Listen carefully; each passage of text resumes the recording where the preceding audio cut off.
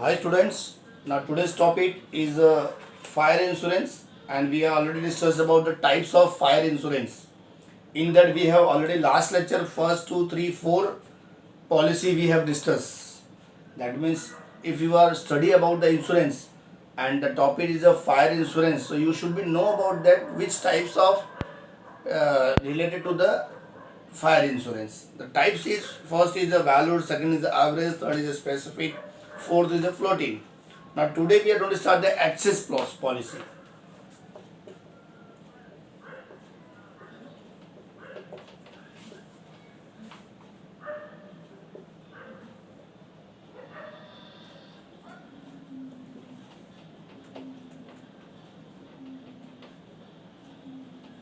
Excess policy.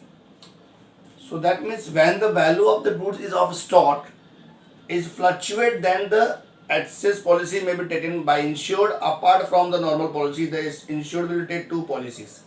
Access policy मतलब क्या होता है? दैट मीन्स अगर मान लो आपके पास गुड्स कम है और आपने ज़्यादा का पॉलिसी लिया है, या गुड्स ज़्यादा जल गया और आपने पॉलिसी कम लिया है, तो वो एक्सेस पॉलिसी कहलाता है। एक्सेस पॉलिसी में आपको ध्यान रखना है कि यहाँ पे दो बातें होती हैं। First, one policy for the amount below which the value of stock does not fall, यानी पॉलिसी का जो अमाउंट का है, अमाउंट का जो पॉलिसी आपने लिया है is below the value of stock does not fall, यानी उतने का वैल्यू जला ही नहीं है।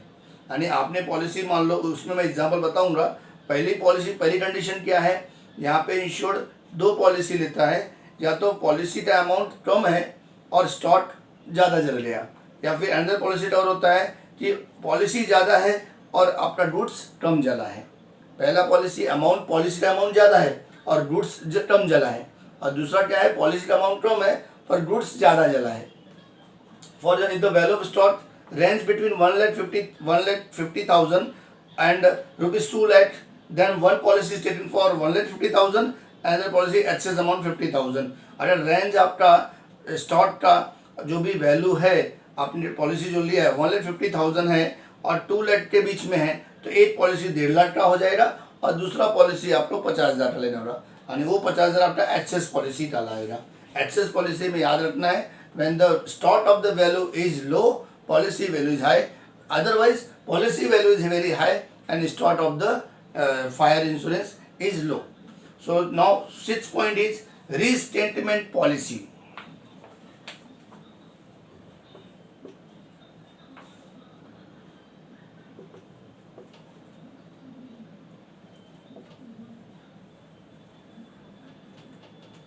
Now restatement policy means what? This is policy where the insured undertake replace the property or goods lost by fire, यानी उसको रिप्लेसमेंट करके मिलता है इस पॉलिसी में। इन this policy instead of paying the compensation न देख के लॉस बाय फायर को छोड़े या प्रॉपर्टी रिप्लेस करने की बात आती है, वो करके कंपनी देती है। While paying the compensation the depreciation amount will be policy not taken into the consideration, depreciation amount नहीं लेते। The rate of premium higher than reinstatement policy, इसका जो प्रीमियम होता है, जो आप ईयरली, मंथली या 6 मंथली और क्वार्टरली जो प्रीमियम भरते हैं वो हाई होता है।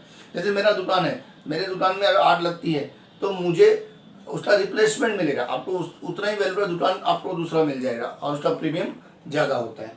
नेक्स्ट है consequential loss profit.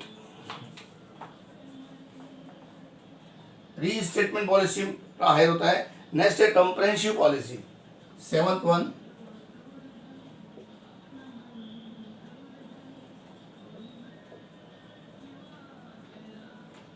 Comprehensive policy में normally a fire insurance policy does not cover loss due to riots and war. अगर हमला हो गया घर के ऊपर, वार हो गया, या लड़ाई झगड़े में कुछ नुकसान हो रहा है, या कोई आतंकवादी आके घुस गया आपके दुकान में, तो उसका पॉलिसी कवर नहीं होता कंप्रेहेंसिव पावर में। हाउएवर सारे चीज़ के लिए कवर होता है कंप्रेहेंसिव पावर में। एक ही पॉलिसी के अंदर सारे चीज़ आते हैं, चाहे वो आग लग जाए, चाहे आग लग के एक्सप्लॉइट हो जाए, अर्थक्वेक आ जाए, फ्लड्स आ जाए, शॉर्ट सर्किट हो जाए, उसको हम लोग कंप्रेहेंसिव पॉलिसी बोलते हैं। पर कोई आया और घुसा और आपको तोड़फोड़ कर दिया आपके दुकान में और फिर आप बोलो पॉलिसी कर लो, उसका पॉलिसी कंप्रेहेंसिव पॉलिसी के अंदर नहीं आता है। एंड नेक्स्ट पॉइंट है consequential loss policy, 8th one.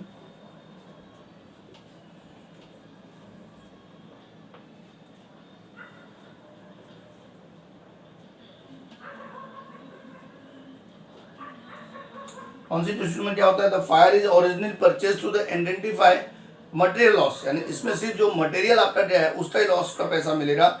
Intangible interest were not included indemnify, मतलब उसका इंश्योरेंस नहीं होता। लेकिन कंस्ट्रक्ट लॉस में ये बताया जाता है कि जो भी लॉस टेंजिबल हो इंटेंजिबल हो प्रॉपर्टी का, वो देने की हिम्मत रहती है। This policy provided indemnity insured for the loss for net profit, ये लॉस होता है नेट प्रॉफिट के ऊपर भी बताया जाता है।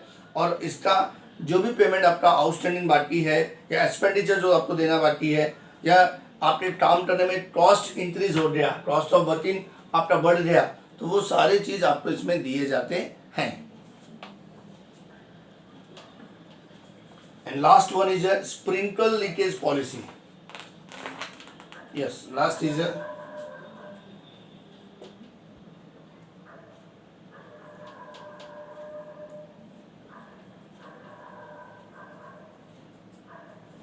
Sprinkle leakage policy means what, कि आपका शिप जा रहा है और शिप में अगर कहीं से लीकेज हो रहा है, जैसे लीकेज पॉलिसी में damage of the property cause of the automatic sprinkler system that has leaked और discharge water accidentally rather than response of fire and smoke.